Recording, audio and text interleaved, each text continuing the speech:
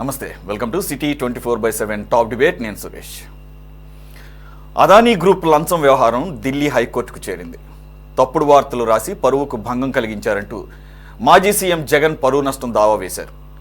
ఈనాడు publications, ABN Andhra Jyothi, Andhra Jyothi దినపత్రిక, TV today network అంటే ఆజ్ group, ఇది ఆజ్ తక్ గ్రూప్, అలాగే గూగుల్ సంస్థలను ప్రతివాదులుగా చేర్చారు. అమెరికా కోర్టులో దాఖలు చేసిన అభియోగ పత్రంలో తన పేరు లేకున్నా ఉన్నట్లుగా కథనాలు రాసి తన పరువుకు భంగం కలిగించారని ఆయన చెప్తున్నారు. ఈ పిటిషన్ను విచారించిన ఢిల్లీ హైకోర్టు ప్రతివాదులకు నోటీసులు జారీ చేసింది. అయితే ఈ కేసు ఏ మలుపు తిరుగుతుందో అనే ఉత్కంఠ నెలకొంది. ఇక మరోవైపు వైసీపీ హయాంలో చతికిలపడిన ఒక్కో ప్రాజెక్టు దుమ్ము దులుపుతోంది కూటమి ప్రభుత్వం. విశాఖ చెన్నై పారిశ్రామిక కారిడార్లో మౌలిక సదుపాయాల కల్పన కోసం పెండింగ్ బిల్లుల్ని చెల్లించింది. విశాఖ చెన్నై పారిశ్రామిక కారిడార్ కోసం ఆసియా అభివృద్ధి బ్యాంక్ రుణంగా ఇచ్చినటువంటి మొత్తాన్ని దాదాపుగా 170 కోట్లు జగన్ ప్రభుత్వం ఇతర అవసరాలకు మళ్లించింది. దీంతో కాంట్రాక్టర్లకు బిల్లులు చెల్లించక చాలా చోట్ల పనులు నిలిపివేశారు. కాంట్రాక్టర్ల పెండింగ్ బిల్లులన్నీ చెల్లించిన చంద్రబాబు సర్కార్ తొలి దశ పనుల్ని ఏడాదిలోగా పూర్తి చేయాలని గడువు విధించడంతో విశాఖ చెన్నై పారిశ్రామిక కారిడార్ పనుల్లో కదలిక రాబోతోంది. ఈ అంశాలపై ఈరోజు డిబేట్లో పార్టిసిపేట్ చేస్తున్నారు TDP senior leader Sheikh Allabaksh గారు. నమస్తే అండి, welcome to the debate. Join అవుతున్నారు. ఇక కాంగ్రెస్ అధికార ప్రతినిధి షేక్ సైదా గారు, నమస్తే అండి, వెల్కమ్ టు ద డిబేట్. అలాగే ప్రముఖ విశ్లేషకులు సీనియర్ జర్నలిస్ట్ కోటేశ్వర గారు కూడా జాయిన్ అయ్యారు. నమస్తే sir, welcome to the debate. మరి కాసేపట్లో బీజేపీ ప్రతినిధి కూడా జాయిన్ అవుతారు. సార్ కోటేశ్వర గారు, ఈ జగన్మోహన్ రెడ్డి గారు ఈ తన ఏదైతే అదానీ కేసుకు సంబంధించి అమెరికాలో నమోదైనటువంటి అభియోగ పత్రం, ఎఫ్ఐఆర్, ఇండెక్ట్మెంట్ అని చెప్పేసి వాళ్ళ టెర్మినాలజీలు చెప్తుంటారు. దానిలో నా పేరు లేకపోయినా ఉన్నట్లుగా ఇక్కడ ఇండియన్ మీడియా కొన్ని సంస్థలు కథనాలు ప్రచురించినాయి కాబట్టి తన పరువుకి భంగం కలిగిందని చెప్పేసి మాజీ ముఖ్యమంత్రి జగన్మోహన్ రెడ్డి గారు ఢిల్లీ హైకోర్టులో 100 కోట్ల రూపాయల పరువు నష్టం దావా, మనం ఆల్రెడీ ఇందాక మాట్లాడుకున్నట్టు అదే చెప్పినట్టు ఇంట్రోలో ఈనాడు, ఆంధ్రజ్యోతి, అలాగే కొన్ని జాతీయ పత్రికలు, మీడియా సంస్థలు కూడా ఆజ్ తక్ గ్రూప్ను కూడా దాంట్లో ఇంక్లూడ్ చేశారు సార్. సార్ ఇంకోటి ఇక్కడ ఆశ్చర్యకరంగా గూగుల్ కూడా ప్రస్తావించారు. మరి యాక్చువల్గా అయితే ఆ రిపోర్ట్లో ఆయన పేరు ఫస్ట్ అసలు ఎవరు లేరు అనుకున్నారు. ఐ మీన్ ఆంధ్రప్రదేశ్ అఫీషియల్స్ అని చెప్పేసి, గవర్నమెంట్ అఫీషియల్స్ అని చెప్పేసి. అయితే తర్వాత ఆయన పదే నా పేరు లేదంటున్నప్పుడు చెక్ చేస్తే దాంట్లో ఆ నివేదికలో 83 పారాలో the then chief minister of Andhra Pradesh అని చెప్పేసి క్లియర్గా మెన్షన్ చేయడం జరిగింది 2021 ఆ టైంలో. మరి ఆయన ఆ టైంలో ముఖ్యమంత్రిగా జగన్మోహన్ రెడ్డి గారే కదా ఉంది. జస్ట్ పేరు ప్రస్తావించకపోవడం మూలంగా ఆయన ఈ రకంగా కోర్టుకు వెళ్ళటం ద్వారా కోర్టు ఏ విధంగా పరిగణించే అవకాశం ఉంది అంటే మీ నాలెడ్జ్లో? ఇప్పుడు అమెరికా సెక్ అంటే American securities and exchange commission దాఖలు చేసినటువంటి కేసు ఒకటి, అమెరికాలో న్యాయశాఖ దాఖలు చేసినటువంటి కేసు ఒకటి, 2 కేసులు ఉన్నాయి. ఆ సెక్ దాఖలు చేసినటువంటి కేసులో స్పష్టంగా ఆంధ్రప్రదేశ్ సంబంధించినటువంటి వాళ్ళతోటి అదానీ ఎప్పుడు కలిశారు ఏమిటి అనేటువంటి వివరాలన్నీ కూడా అందులో ఉన్నాయి. అందువల్ల జగన్మోహన్ రెడ్డి గారు డైరెక్ట్ గా ఒక అమెరికా విదేశాంగ శాఖ దాఖలు చేసినటువంటి కేసులో తన మీద లేదు అని చెప్పినప్పటికీ ఆ కేసు పూర్వపరాలు చూసినప్పుడు దానిలో వాడినటువంటి భాష వాటన్నిటికి కూడా ఏంటంటే అఫీషియల్స్ అనేటువంటిది అమెరికన్ టెర్మినాలజీలో భాగంగా దాన్ని వాడారు. ఆ విధంగా చూసుకున్నప్పుడు దానికి అనుగుణంగా ఇక్కడ ఉన్నటువంటి మీడియా సంస్థలు కానీ లేదా విశ్లేషకులు కానీ లేదా గూగుల్ సంస్థలు కానీ ఏమైనా కానివ్వండి దానికి అనుకూలంగా వార్తలు ఇచ్చినటువంటిది అది వాస్తవం. అందువల్ల దాన్నేమి ఇప్పుడు అది తప్పుడు వార్త, తనకేమి సంబంధం లేదు, తనకి ఇచ్చినట్టు ఎక్కడా చెప్పలేదు అనేటువంటిది కూడా కాదు. ముడుపులు ఇచ్చినా లేదా ఇస్తామని హామీ ఇచ్చిన కారణంగానే ఆ ఒప్పందం జరిగింది అనేటువంటి పదజాలం కూడా ఆ సెక్ దాఖలు చేసినటువంటి కేసులో 81, 82, 80, 81 పేరాల్లో కూడా స్పష్టంగా ఉన్నది. అందుకని ఇవన్నీ కూడా కోర్టు విచారణకు వచ్చినప్పుడు మీడియా సంస్థలు కానివ్వండి, లేకపోతే ఇంకా ఎవరైనా వ్యక్తులు కానివ్వండి, వాటన్నిటిని కూడా కోర్టుకి సమర్పించేటువంటి అవకాశం ఉంటది. దాన్ని కోర్టు ఏ విధంగా పరిశీలిస్తుంది? ఎందుకంటే అమెరికా కోర్టులో దాఖలైనటువంటి కేసు, దాన్ని ప్రాతిపదికన ఇక్కడ కేసును విచారించడానికి వీల్లేదు అనేటువంటి వాదనలు ఏమైనా చేస్తారా, లేకపోతే ఏమిటనేటువంటిది మనం చూడాలి. ఏమైనప్పటికీ హైకోర్టు దాని మీద మీడియా సంస్థలకి నోటీసులు ఇచ్చింది కనుక ఆ మీడియా సంస్థలు ఏ విధంగా స్పందిస్తాయి ఏమిటి అనేటువంటిది మనం రాబోయే రోజుల్లో ఎట్లాగో చూస్తాం. కానీ ఒకటి మాత్రం వాస్తవం, అమెరికాలో దాఖలైనటువంటి కేసులో ముడుపులు అనేటువంటివి ఆంధ్రప్రదేశ్ లేదా ఇతర 4 రాష్ట్రాలకు చెందినటువంటి వాళ్ళకి ముట్టాయనేటువంటిది అందులో స్పష్టంగా ఉన్నది. అది హైకోర్టు కూడా తేల్చాలి. రెండోది, ఇప్పుడు ఈ వివరాలన్నీ లాగిన తర్వాత మరి అదానీ వ్యవహారం కూడా హైకోర్టు దానిలోకి వస్తుందా లేదా అనేటువంటిది, దీని ఇంప్లికేషన్స్ అనేటువంటివి చాలా ఉండేటువంటి అవకాశాలు ఉన్నాయి. అందుకని హైకోర్టు న్యాయమూర్తులు ఏం చేస్తారు? ఫైనల్ గా దాన్ని అడ్మిట్ చేస్తారా, లేకపోతే ఈ దాఖలు చేసిన తర్వాత ఇంకేదైనా పరిణామాలు జరుగుతాయా లేదా అనేటువంటిది చూడాలి. అసలు ఈ కేసు ఎంతవరకు వెళ్తుంది అనేటువంటిది కూడా నాకైతే సందేహమే. ఏమైనప్పటికీ అడ్మిట్ చేసి నోటీసులు ఇచ్చారు కనుక దీని మీద ఏం చేస్తారు అనేటువంటిది మనం చూడాలి.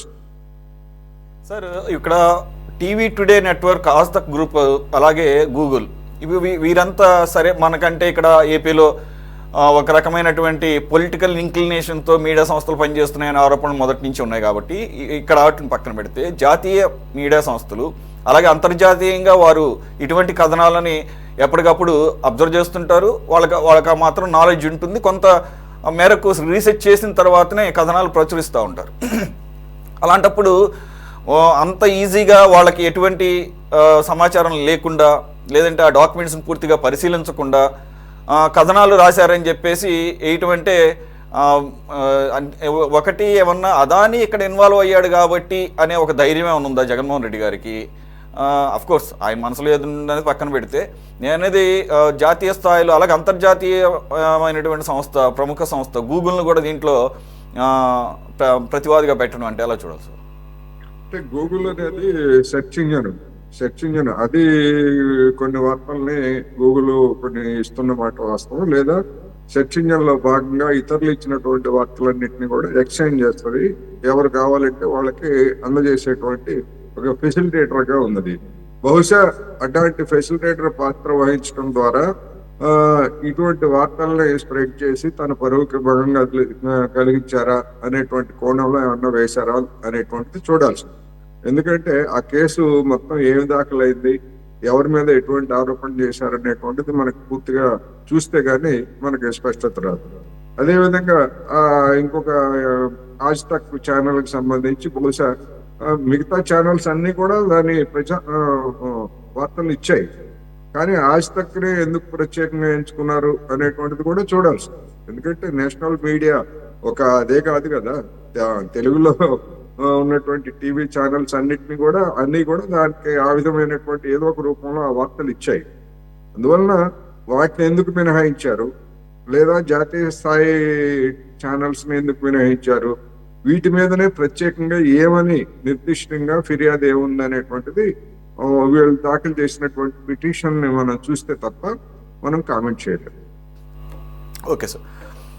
అలబక్ష గారు, అంటే ఆఫ్ కోర్స్ ఇది మీడియా సంస్థల మీద వేసింది పరువు నష్టం దావా, టీడీపీ మీద వేయలేదు కాబట్టి 100 కోట్ల రూపాయలకి పరువు నష్టం దావా, లేదంటే కనుక ప్రముఖ పత్రికల్లో దాన్ని కండెమ్ చేస్తూ, లేదంటే కనుక తప్పుడు వార్తగా మళ్ళీ ప్రచురించాలని చెప్పేసి డిమాండ్. మీ వ్యూ పాయింట్.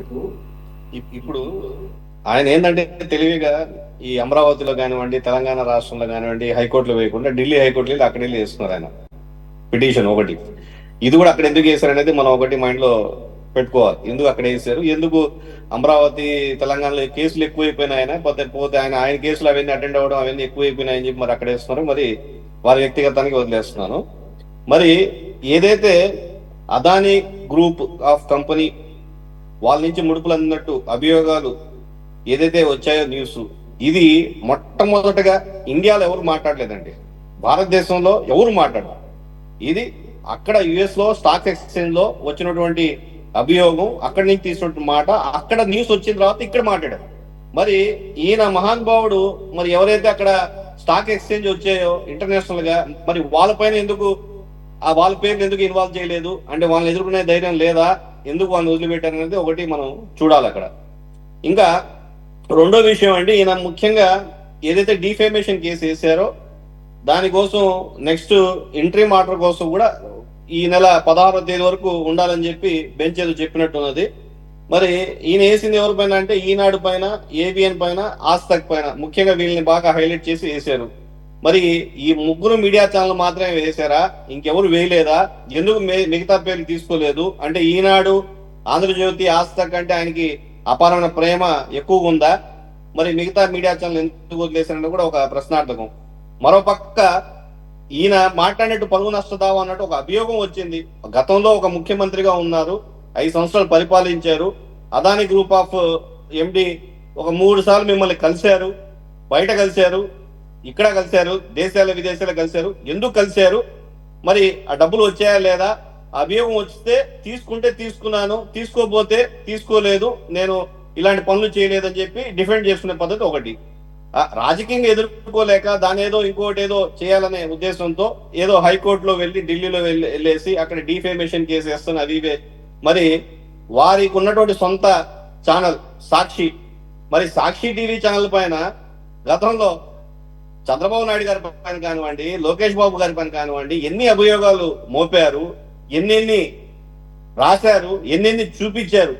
ఆఖరికి మీరు చూసినట్లయితే అంటే రిజల్ట్స్ వచ్చినప్పుడు కూడా ఆ రిజల్ట్స్ లో కూడా లాస్ట్ వరకు కూడా ఏముంటుంది అంటే వైసీపీ పార్టీ గెలిచినట్టు చూపిస్తా ఉంటారు. మొత్తం లాస్ట్ వరకు కూడా కౌంటింగ్ లాస్ట్ రౌండ్ లో ఉన్నా కూడా అంటే అక్కడ కూడా వాళ్ళు ఒప్పుకోరు అనమాట.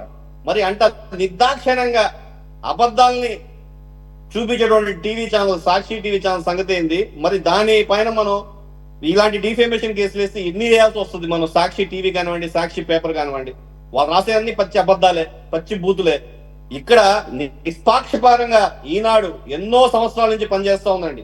ఈనాడు పేపర్ కానివ్వండి, ఈటీవీ కానివ్వండి, అదేవిధంగా ఆంధ్రజ్యోతి కానివ్వండి, ఆస్తక్ కానివ్వండి, మరి ఈ ఛానల్స్ పైన వేయడం ఆయన అవివేకంగా భావిస్తా ఉన్నాను. నాకు తెలిసి హైకోర్టు కూడా ఈ వాళ్ళ యొక్క స్వేచ్ఛని భంగం కలిగించే విధంగా ఉంది కాబట్టి పెద్ద ఆయన ఫేవర్గా వస్తుందని చెప్పి నేను అనుకోవట్లేదండి.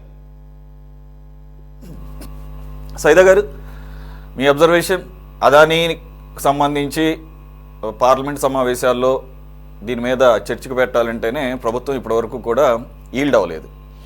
కాబట్టి జగన్మోహన్ రెడ్డి గారు కూడా అదానికి సంబంధించిన దాంట్లోనే ఉన్నారు అని చెప్పేసి అక్కడ ఆయన దెన్ చీఫ్ మినిస్టర్గా ఉన్నారు కాబట్టి ఈ ఒప్పందాలు, నేను సౌర విద్యుత్ ఒప్పందాలన్నీ ఈ రకంగా ముడుపులు చెల్లించి చేసుకున్నారు అనేది అభియోగం.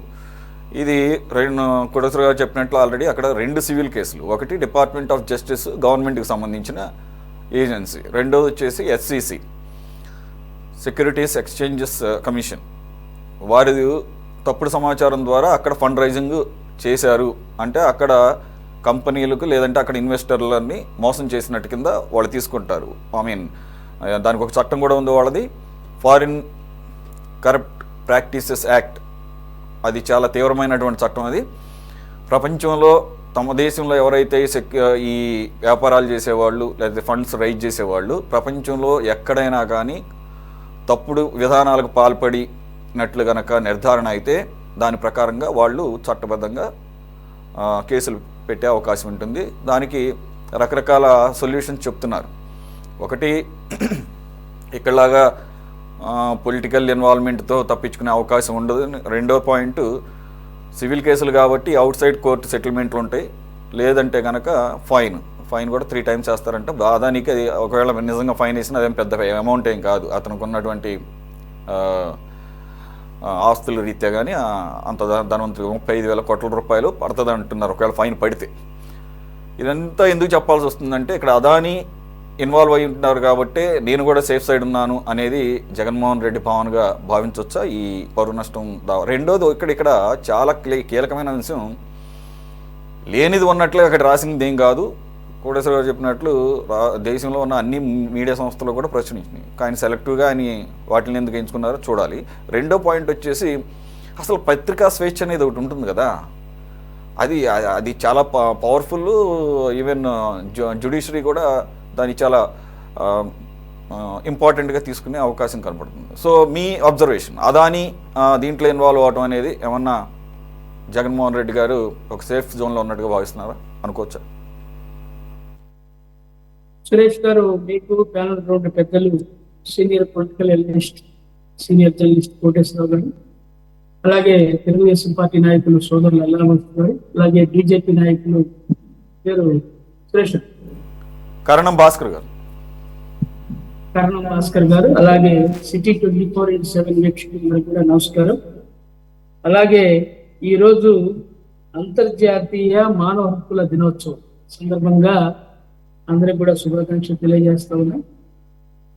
ఈరోజు మరి అంతర్జాతీయ మానవ హక్కుల దినోత్సవం రోజు పత్రికా స్వేచ్ఛను, మాట్లాడే స్వేచ్ఛను హరిస్తూ జగన్మోహన్ రెడ్డి గారు ఈనాడు, ఆంధ్రజ్యోతి దినపత్రిక, అలాగే టీవీ టుడే, అజ్తక్, అలాగే గూగుల్ ఈ సంస్థల మీద 100 కోట్ల రూపాయలు నష్టపరిహారం చెల్లించాలని చెప్పి ఢిల్లీ హైకోర్టులో మరి ఆయన కేసు దాఖలు చేయడం, మరి నిన్నే దాని మీద విచారణ జరగడం, 16వ తారీఖుకి వాయిదా వేస్తూ మరి జస్టిస్ సుబ్రహ్మణ్యం ప్రసాద్ గారు ప్రతివాదులకి నోటీసులు జారీ చేయడం, ఇవన్నీ మనం చూసాం. నిజంగా నిప్పు లేనిదే పొగరాదంటారు, మనందరికీ తెలిసిన విషయం. పార్లమెంట్లో గత 10 రోజులుగా దీని మీద మరి పెద్ద ఎత్తున ఆందోళన జరుగుతూ ఉంది. రాహుల్ గాంధీ గారు కాంగ్రెస్ పార్టీ ఆధ్వర్యంలో 27 పార్టీలన్నీ కూడా ఈ యొక్క స్కామ్కు సంబంధించి, అదానీ ముడుపులకు సంబంధించి జేపీసీఎం అని చెప్పి పెద్ద ఎత్తున మరి ఆందోళన చేసినటువంటి పరిస్థితి కూడా మనం చూస్తా ఉన్నాం. అయితే మీరు చెప్పినట్లుగా ఈ 1750 కోట్ల రూపాయలు అదానీ సంస్థ మరి ఆనాటి ముఖ్యమంత్రి గారికి, లేకపోతే అమెరికా పరిభాషలో కోటేశ్వరరావు గారు చెప్పినట్లుగా నంబర్ 1 గవర్నమెంట్ అఫీషియల్. అయితే ఎందుకంటే వాళ్ళు అమెరికా వాళ్ళు కూడా ఏంటంటే మనం మంత్రి అంటాం, మినిస్టర్ అంటాం, కానీ వాళ్ళు సెక్రటరీ అంటారు, గవర్నమెంట్ సెక్రటరీ. వాళ్ళ పరిభాషలో ఇలాంటి టెర్మినాలజీ వాడుతూ ఉంటారు. Number 1 government official of AP అంటే ఎవరు అప్పుడు అంటే కొంచెం లోతుగా దీని మీద మనం వెళ్ళినప్పుడు ఈ విషయాలన్నీ కూడా బయటకు వస్తాయి. ఈరోజు దీనికి సంబంధించి ఏదైతే ఈ 2 సంస్థలు ఈ యొక్క అభియోగ పత్రంలో ఏమైతే నమోదు చేశారో, అలాగే మరి ఈ యొక్క అదానీ సంస్థ సంబంధించినటువంటి ప్రతినిధి అతని డైరీలో ఏం నమోదు చేశాడో, ఆ విధంగా అతను ఏ విధంగా రాసుకున్నాడో, ఇవన్నీ కూడా విచారణలో తేలుతాయి. సరే, ఏది ఏమైనా ఒక అంశాన్ని పత్రికలు లేకపోతే వివిధ ఛానల్స్ తీసుకొచ్చినప్పుడు దాన్ని ఏ విధంగా మరి చేయాలో ఆలోచించుకోవాల్సినటువంటి ముఖ్యమంత్రిగా ఆయన బాధ్యత ఉంది. ఎందుకంటే ఇందాక మనకు అనుకున్నట్లుగా ఆయనకి వ్యతిరేకంగా కొన్ని పత్రికలు ఉన్నాయని, లేకపోతే కొన్ని ఛానల్స్ పనిచేస్తున్నాయని చెప్పి ఆయన పదే మాట్లాడుతూ ఉంటాడు. వాటిని కరపత్రాల కంటే హీనంగా మరి ఆయన మాట్లాడే పరిస్థితి మనం చూసాం. అయితే ఈరోజు టీవీ టుడే, అజ్తక్ అనేది ఒక ఇంటర్నేషనల్ ఛానల్, అట్లాగే గూగుల్ సంస్థ, వీటి మీద కూడా ఎందుకంటే మనం గమనించినట్లయితే ఈ స్కామ్కి సంబంధించి, ఈ సెకీ స్కామ్కి సంబంధించి అమెరికా ప్రభుత్వం FBI ద్వారా మరి యొక్క అభియోగాలు మోపినటువంటి సందర్భంలో అన్ని ఛానళ్ళు దేశవ్యాప్తంగా, ప్రపంచవ్యాప్తంగా కూడా అన్ని ప్రధానమైనటువంటి ఛానల్స్ అన్ని కూడా మరి కోడైపోసినటువంటి సందర్భం మనం చూసాం. పెద్ద ఎత్తున దీని మీద అన్ని ఛానల్స్ కూడా మరి డిబేట్స్ నిర్వహించాయి. అనేక ప్రధాన పత్రికలన్నీ కూడా మరి పతాక శీర్షికలో వార్తలు పత్రికించినటువంటి పరిస్థితి మనం చూసాం. కానీ ఈరోజు జగన్మోహన్ రెడ్డి గారు మరి ఎందుకు ఈ యొక్క 2 ప్రధాన పత్రికలు, 2 టీవీ ఛానల్స్, వాటితో పాటుగా మరి టీవీ టుడే, అజ్తక్, అలాగే మరి చూసినట్లయితే ఈ గూగుల్, ఇటువైనా ఎందుకు వీళ్ళని టార్గెట్ చేస్తూ ఆయన ఢిల్లీ హైకోర్టులో మరి రిట్ దాఖలు చేశాడు అనేది మనం తెలియాల్సినటువంటి అవసరం. ఇది ఎందుకంటే ఈ అంశాన్ని పక్కదారి పట్టించడం కోసం కొంతకాలం పాటు, ఎందుకంటే ఇది ఒక రకంగా ప్రజాస్వామ్యాన్ని అపహాస్యం చేయటమే, పత్రికా స్వేచ్ఛని కాలరాయడమే. నేను ఎందుకనే ముందుగా చెప్పాను, మానవ హక్కుల్ని హరించడమే అనే దానికి ఇది పరాకాష్ఠగా నేను చెప్తా ఉన్నాను. ఎందుకంటే ఆయన గురించి మనం చెప్పాలంటే ఆయన దాదాపు మనం చూసాం 12-13 కేసుల్లో ఏవనగా ఉన్నటువంటి పరిస్థితి, ఇంకా ఆయన బెయిల్ మీద బయటకు వెళ్తున్నటువంటి పరిస్థితి. మరి అలాంటి వాడే ఈ రోజు నేను నీతిమంతుడిని, నేను ఎక్కడ లంచాలు తీసుకోలేదనేటువంటి పరిస్థితి మాట్లాడటం చాలా విడ్డూరంగా ఉంది. సామాన్య ప్రజలు చర్చించుకుంటా ఉన్నారు. లక్షల కోట్లకు అధిపైనటువంటి జగన్మోహన్ రెడ్డి గారి పరువు కేవలం 100 కోట్లేనా అని కూడా చర్చించుకుంటున్నారు ఈ రోజు ప్రజలు, సామాన్య ప్రజలు. ఇది నా మాట కాదు, ఏదో కాంగ్రెస్ పార్టీ సైదా చెప్తున్నటువంటి మాట కాదు. ఈ రాష్ట్ర ప్రజలు 5 కోట్ల మంది ప్రజలు చర్చించుకుంటారు. అయితే ఇందాక మీరు చెప్పినట్లుగా అతనికి ఒక గుండె ధైర్యం, మనోధైర్యం కూడా ఉంది. ఎందుకంటే అదానీ గారు ఈ కేసులో ఇన్వాల్వ్ అయి ఉన్నాడు, ఆ సంస్థ ఇన్వాల్వ్ అయి ఉంది. ఆయన జైలుకు పోతే కదా ఆయన పోయేది. ఆయన వెనక బిగ్ బాస్ ఉన్నాడు, బడే భాయ్ ఉన్నాడు, అందువల్ల నాకేం కాదు.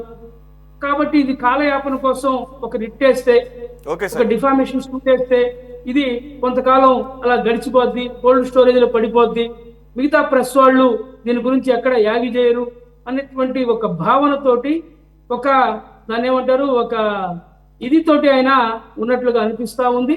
ఇది అంతకంటే ఇంకేం కాదు. ఎందుకంటే సత్యమేవ జైతే అన్నట్టుగా నిజాలు నిర్భయంగా బయటకు వస్తాయి. దీన్ని బట్టి అర్థం అవుతోంది గుజరాత్ ప్రభుత్వం ₹1.99 మరి అక్కడ ఈ ఇచ్చినటువంటి పరిస్థితి, పవర్ ఇచ్చినటువంటి పరిస్థితి మనం చూసాం. మరి ఇక్కడ ₹2.49 ఎందుకు కొనుగోలు చేయాల్సి వచ్చింది? 25 సంవత్సరాల పాటు మీరు ఈ ఆంధ్రప్రదేశ్ రాష్ట్ర ప్రజల్ని తాకట్టు పెట్టి దాదాపు 1,50,000 కోట్లు ఈ రాష్ట్ర ప్రజల మీద అదనపు భారం పడే విధంగా మీరు ఎట్ట ఒప్పందం చేసుకున్నారు? మీకేం హక్కు ఉంది? మీరు 5 సంవత్సరాల అధికారంలో ఉండేది, 25 సంవత్సరాల పాటు మరి రాష్ట్ర ప్రజల మీద 1,50,000 కోట్లు అదనంగా భారం పడేటువంటి అగ్రిమెంట్ చేసుకోవాల్సిన అవసరం మీకేమొచ్చింది? ఇది కూడా మానవ హక్కుల ఉల్లంఘనే. దీన్ని ప్రశ్నించాల్సినటువంటి పత్రికల మీద, ప్రశ్నిస్తున్నటువంటి ప్రజా గళాల మీద, ప్రజా కళాల మీద మరి ఈ విధంగా కేసులు నమోదు చేయటం లేదా డిఫామేషన్ సూట్ చేయటం ఇది సమంజసం కాదు. ఏ రాజకీయ నాయకుడికైనా సరే, ఏ పార్టీ ప్రతినిధికైనా సరే వాస్తవాలు ఉంటే దాని గురించి మాట్లాడాలి తప్ప ఈ విధంగా హక్కుల్ని కాలరాయడం అనేది సమంజసం కాదని చెప్పి మేము కాంగ్రెస్ పార్టీ తరఫున మేము తెలియజేస్తాం. రైట్. కర్ణ భాస్కర్ గారు నమస్తే అండి, వెల్కమ్ టు టీవీ. భాస్కర్ గారు, ఈరోజు మానవ హక్కుల దినోత్సవాన్ని మన సైదా గారు గుర్తు చేశారు. ఆయన ఏమంటున్నారంటే పత్రికా స్వేచ్ఛ, పత్రికలకు ఉండేటువంటి హక్కుల గురించి. కానీ ఇప్పుడు ఈ కేసు కనుక చూస్తే పరువు నష్టం దావా వేసిన జగన్మోహన్ రెడ్డి గారు నా హక్కులు హరించబడ్డాయి అంటున్నాడు ఆయన.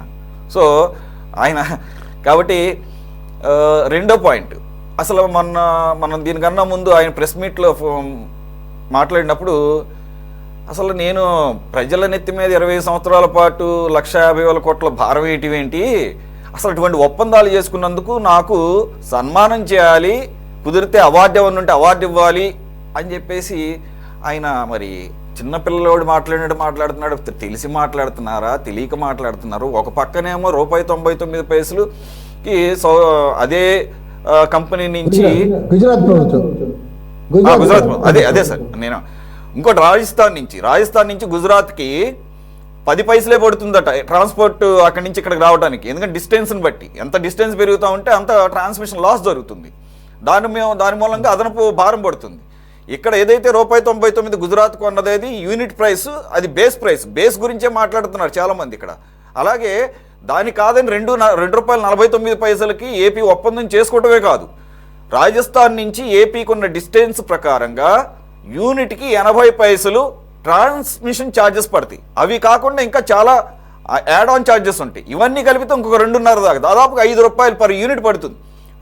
సౌర విద్యుత్ అనేది రోజు రోజుకి పడిపోతూ దాని ధర తగ్గుతున్నప్పుడు, ఏదైతే మొబైల్ ఫోన్లు మనం ఎలాగైతే ఫస్ట్లో ఎంత కాస్ట్ ఉండేవి ఇప్పుడు ఎంత తగ్గిపోయినాయి మనం చూసాము. అలాగే ఈవెన్ ఆ, మన ఫోన్ కాల్ చేయాలన్నా కూడా కాల్ ఛార్జెస్ ఎలా పడిపోయినాయో సౌర విద్యుత్ కూడా 10 సంవత్సరాల క్రితం ఉన్న రేటుకి ఇప్పటికి సంబంధం లేదు. దాదాపుగా రూపాయికి కూడా పడిపోయిన పరిస్థితి చూస్తున్నాం. 25 సంవత్సరాల పాటు అసలు ఫస్ట్ ఆఫ్ ఆల్ ఒక గవర్నమెంట్ ఏ రకంగా ఒప్పందం కుదుర్చుకుంటుందో ఫిక్స్డ్ రేటుకి, ఇది ఒక $1 మిలియన్ క్వశ్చన్. కానీ ఆయన రివర్స్లో నాకు అవార్డులు ఇవ్వాలి, ఇటువంటి ఒప్పందాలు చేసుకున్నందుకు సన్మానాలు చేయాలి అంటే మరి రెండోది ఇక్కడ ఇంకోటి యాడ్ చేయాలి నేను.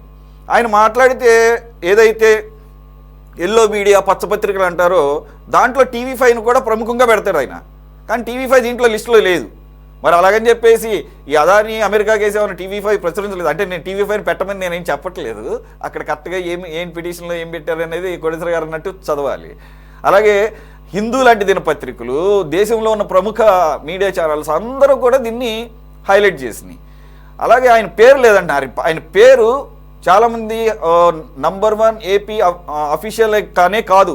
83 పేర్ if I'm not wrong SEC రిపోర్ట్లో, అది FBI ఇచ్చిన రిపోర్ట్లో, the then chief minister of Andhra Pradesh in 2021 when he met Adani, after few days only the deals has been finalized clearly on the basis of on the promise of some sort of bribes, either paid or to be paid in the future, promise to be paid in the future.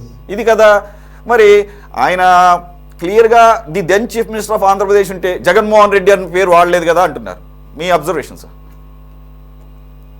Sir ఒకటి ఇక్కడ మొదటగా ఆయన ముందు ఢిల్లీ హైకోర్టులో case ఎందుకు పరువు నష్టం దావా ఎందుకు వేసాడని దాన్ని నాకున్న ఆలోచన చెప్తున్నాను సార్. అమరావతిలో హైదరాబాద్లో వేస్తే నీ కేసుల సంగతి ఏందా అని హైకోర్టు వాళ్ళు అడుగుతారని చెప్పి అవాయిడ్ చేయడం కోసం ఢిల్లీకి పోయాడు. సరే ఎక్కడికైనా పోవచ్చు, అది వేరే విషయం. నెంబర్ 1. నెంబర్ 2 ఏంటంటే సార్ క్లియర్గా అమెరికన్ గవర్నమెంటు FBI డైరెక్ట్గా 2021లో ముఖ్యమంత్రి ఆంధ్రప్రదేశ్కి ఎవరు?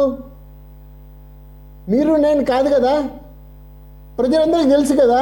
ఇంకా దాని మీద ఆయన మరలా హైకోర్టుకు పోయాడంటే ఎంత ఫూలిషో దాన్ని బట్టి మనం అర్థం చేసుకోవచ్చు. ఆయన ఫూలిష్నెస్ ఇప్పుడు మీరు గుర్తు చేశారు.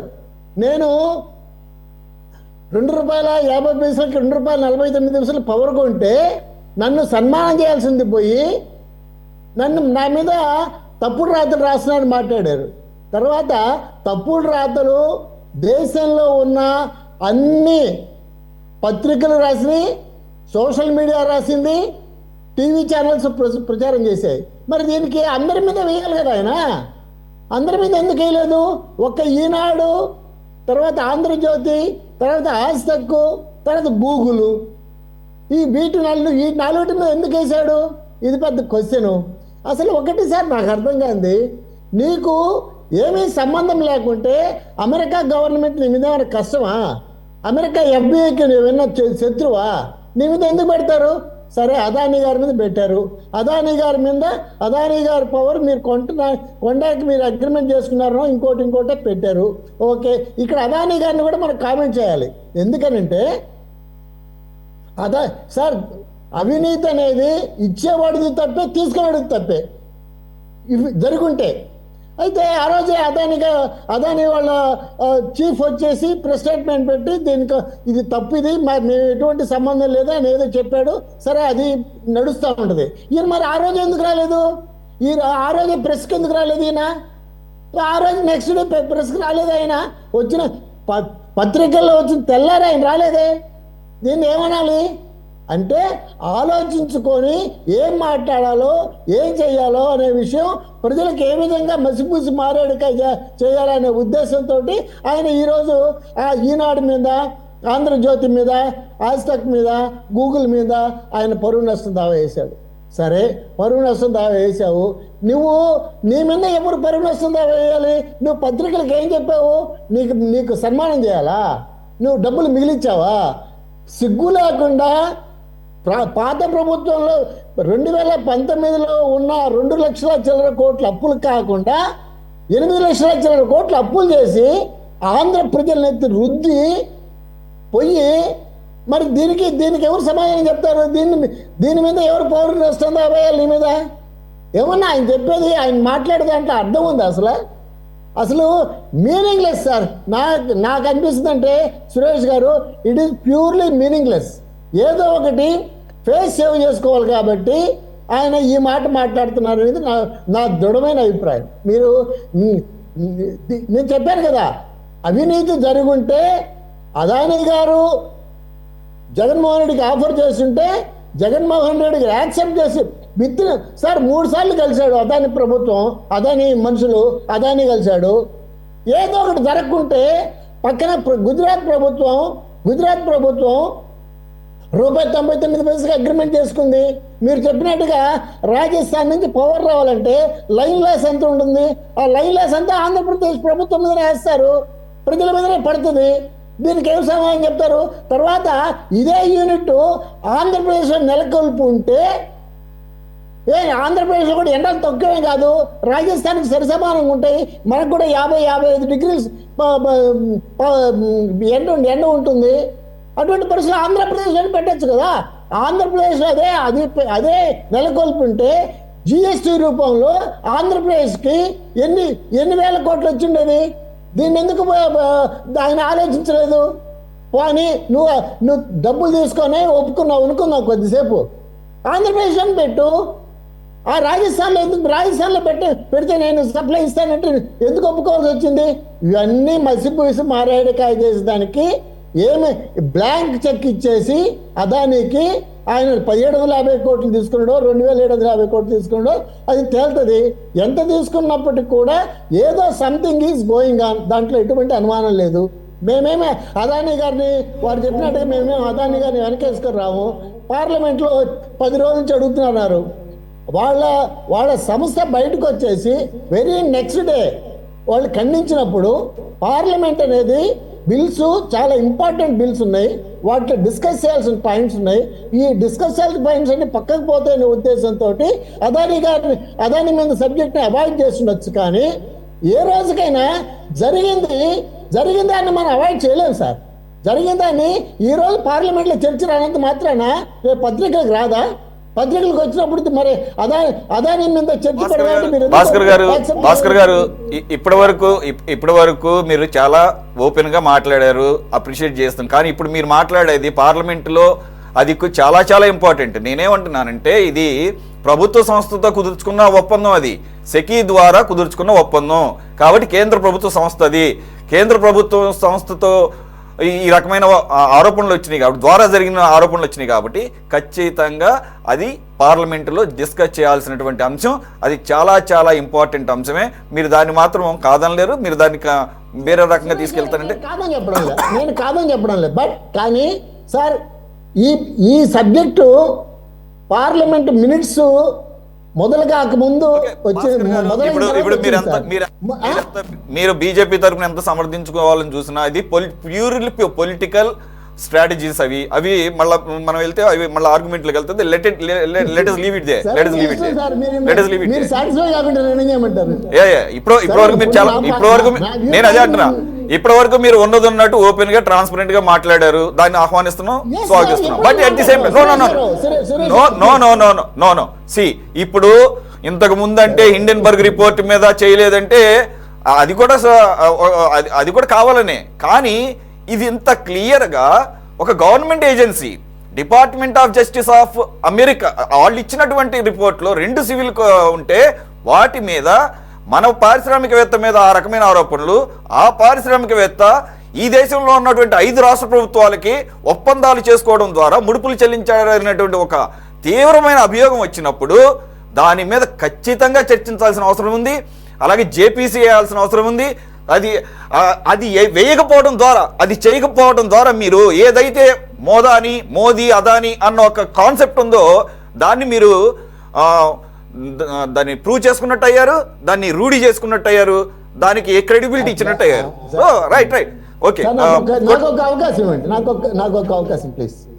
మీరు చెప్పిన దాన్ని నేను మీ మనసులో అభిప్రాయాన్ని నేనేం తోసేయలేను. కానీ నేనేం చెప్తానంటే ఇంపార్టెంట్ బిల్స్ మీద చర్చ జరగాల్సి పార్లమెంట్లో అని వాళ్ళ మినిట్స్లో వాళ్ళు డిసైడ్ చేసుకుంటారు. ఆ డిసైడ్ చేసుకున్న దాన్ని బట్టి వాళ్ళ పార్లమెంట్ నడుపుతారు. ఒక్క నిమిషం మీరు మినిట్స్ టైం అంటున్నారు కాబట్టి దాన్ని అలౌ చేయకపోవడం మూలంగా రోజుల తరబడి వాయిదాలు వేసుకుంటూ వెళ్తే ఎంత నష్టం? అదే టైం కదా, అదే టైం అంతా వేస్ట్ అవుతుంది కదా. అది తప్పేవరిది, అదే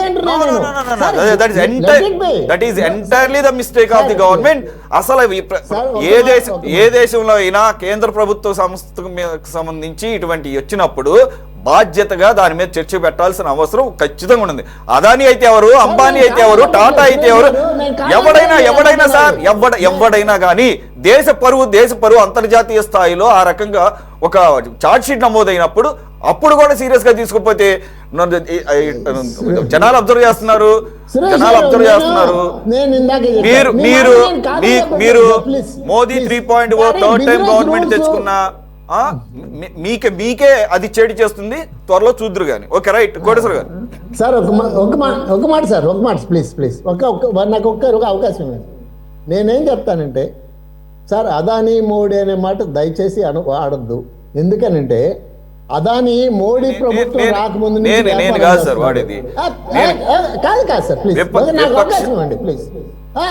దేశం సార్ మేక్ ఇన్ ఇండియా దేశం ముందుకు పోతున్న పరిస్థితుల్లో అదానీ కొంత పెరిగి ఉండొచ్చు. పోయినసారి అదానీ మీద ఆరోపణ చేసి తప్పని షేర్లు పడిపోయిన తర్వాత మళ్ళీ ఎంతో మంది వేల కోట్లు మళ్ళీ రైజ్ అయినాయి. మళ్ళీ అదంతా ఆ సర్కస్ అంతా తెలిసింది సార్ ప్రపంచవ్యాప్తంగా. షేర్లు ఏ విధంగా తెలియస్తూ ఉంటాయో ఆ రకంగా అదానికి పోయేదే ఉంది. ఆ రోజు కొన్ని లక్షల కోట్లు ఆవిరైపోతే ఇన్వెస్టర్స్ నష్టపోయారు. సరే, తర్వాత ఎవడో గెయిన్ చేసుకుంటారు. మళ్ళీ ఎట్లా వచ్చినాయి మీరు చెప్పండి. మళ్ళీ ఎట్లా వచ్చినాయి? నేనేంటంటే ఇది కావాలని ఇన్వెస్టర్స్ సంగతి వదిలేసేయండి. భాస్కర్ గారు మీరు ఒకటి అన్నారు కదా, లేదు ఒక్క నిమిషం. ఆశ్చర్యకరంగా నేను అన్నది కాదు, విపక్షాలు కాంగ్రెస్ పార్టీ ఎప్పటి నుంచో మోదీ అదానీ అని అంటున్నప్పుడు ఒకవేళ మీకు అబ్జెక్షన్ అయితే అదే మోదీ అదే ఒక్క నిమిషం సార్, అదే మోదీ కనుక దాన్ని సీరియస్ గా తీసుకొని అబ్జెక్షన్ అయితే కనుక ఈరోజు పత్రికలు వార్తా కథనం ప్రచురించినందుకే జగన్మోహన్ రెడ్డి గారు పరువు నష్టం దావా వేసాడు. మరి ఈ పాటికి మోదీ గారు ఎన్నోసార్లు పరువు నష్టం దావా వేయలేదు, ఎందుకు వేయలేదు? ఓకే, వదిలేసేయండి. కోటేశ్వర గారు ఒక్క నిమిషం సార్, ఒక మాట సార్ మోడీ గారిని దయచేసి అనద్దు సార్. ఎందుకంటే ఈ దేశం కోసం వచ్చింది కాదు, దయచేసి ప్రధానమంత్రి సార్, మేము చాలా ప్రధానమంత్రి, నాకు ఆయన అంటే గౌరవం ఉంది సార్. ఎందుకంటే నిజాయితీగా ప్రపంచ దేశాల్లో భారతదేశాన్ని ముందుంచాలని ఒకే ఒక తాపత్రయంతో దేశాన్ని ముందుకు తీసుకోవాలి. మేము అదే కోరుకుంటున్నాం సార్, అదే అంటున్నాను. ఇవి అన్ని కూడా తప్పుడు ఆరోపణలు, అవన్నీ తప్పుడు ఆరోపణలు అని చెప్పేసి నిరూపించుకునే అవకాశం కల్పించుకోండి మీరు. రైట్. కోటేశ్వర గారు సార్, మనకి ఎక్కువ సమయం లేదు. భాస్కర్ గారు, మీరు బీజేపీ ప్రతినిధిగా మీరు మాట్లాడవచ్చు, నేనేం దాన్ని కాదంటలేదు. మనం ఇక్కడ సమయం కూడా కొంత కన్స్ట్రెంట్ గా ఉంది. కోటేశ్వర గారు, you want to add something to this? Will go in to the next topic. Bhaskar గారు చెప్పినటువంటి అంశాలని నరేంద్ర మోడీ గారు పార్లమెంట్ లో ఒక 5 నిమిషాల్లో ప్రకటించి ఇది మనకేమి సంబంధం లేదు, మన దేశం మీద జరుగుతున్న కుట్ర అని చెప్పేసి ప్రధానమంత్రి మోడీ గారిని చెప్పమనండి. అప్పుడు దేశం తీసుకుంటుంది. టీవీ చర్చల్లో ఇట్లాంటి బహిరంగ చేస్తే ఉపయోగం లేదు. ప్రధానమంత్రి గారు ఎందుకు చెప్పరు? మీరు చెప్తున్నా మాత్రం ఆయనకి ధైర్యం లేదా? 50 రంగులో ఛాతీ ఉంది కదా, అందుకని ఈ వాదనలన్నీ కూడా జరుగుతున్నాయి. ఆ మాటతో ఆగే పని అయితే ఎప్పుడు ఆగదు, కంటిన్యూ అవుతుంది. కాబట్టి అయితే నేనేమనుకుంటున్నానంటే ఈ రోజు కాకపోయినా, ఈ సెషన్స్ కాకపోయినా ఏదో ఒక సెషన్ లో మాత్రం ఈ చర్చ వస్తుంది. ఈ చర్చ వస్తుంది సార్, రాకుండా ఏం పోదు, చూస్తాం కదా. ఒకటి సురేష్ గారు, ఇప్పుడు ఈ సెక్ కు సంబంధించి నేను ఒక నిమిషం మాత్రమే మాట్లాడతాను. ఈ సెక్ దాఖలు చేసినటువంటి చార్జ్ షీట్ లో పేరా 80, 81, 82, 83 ఈ పేరాలన్నిటిని చూస్తే 80లో in August 2021 Gautam Adani met personally with the Chief Minister of Andhra Pradesh about the fact Andhra Pradesh had not entered into a power supply agreement with SECI, and the incentive, quotations lo పెట్టాడు, incentive needed to cause Andhra Pradesh to do so. 81లో at our connection with the meeting, Gautam Adani paid or promised bribe to Andhra Pradesh government officials to cause the relevant Andhra Pradesh government entities to enter into power supply agreements with SECI for the purchase of 7,000 megawatts power. 82 parallel. The bribe to Andhra Pradesh for this power supply agreement, which was significantly larger than the Odisha power supply agreement, was greater than the paid to the Odisha government officials or by orders of magnitude. Later statements by Adani Green executives to executives of Azure infra paragraph 131 to 135 indicated that the Andhra Pradesh bribe payment was approximately 2,000 million. This was also consistent with the Adani Green internal records. 83. Shortly after Gautam Adani meeting with Andhra Pradesh Chief Minister, the payment or promise to pay bribe communications internal to Green Energy, Adani Green and Azure reflected that Andhra Pradesh had agreed to buy power from SECI. స్పష్టంగా ఉన్నది. ఆంధ్రప్రదేశ్ ముఖ్యమంత్రి అంటే జగన్మోహన్ రెడ్డి గారు అనే పేరు లేదు తప్ప 2021లో ఉన్నటువంటి ఆంధ్రప్రదేశ్ ముఖ్యమంత్రి జగన్మోహన్ రెడ్డి గారే. అందువల్ల దీనిలో స్పష్టంగా ఉన్నది. అందువల్ల ఈ కేసు ఏమవుతుంది ఏమిటనేటువంటిది అది తర్వాత సంగతి. కానీ జగన్మోహన్ రెడ్డి గారు వేసినటువంటి కేసు నిలిచేటువంటి అవకాశాలు ఏముంటాయి? దీన్ని పరిగణలోకి తీసుకున్నట్లయితే హైకోర్టు జగన్మోహన్ రెడ్డి గారితో అదేమి నిలిచేటువంటి కేసు కాదనేది నా అభిప్రాయం.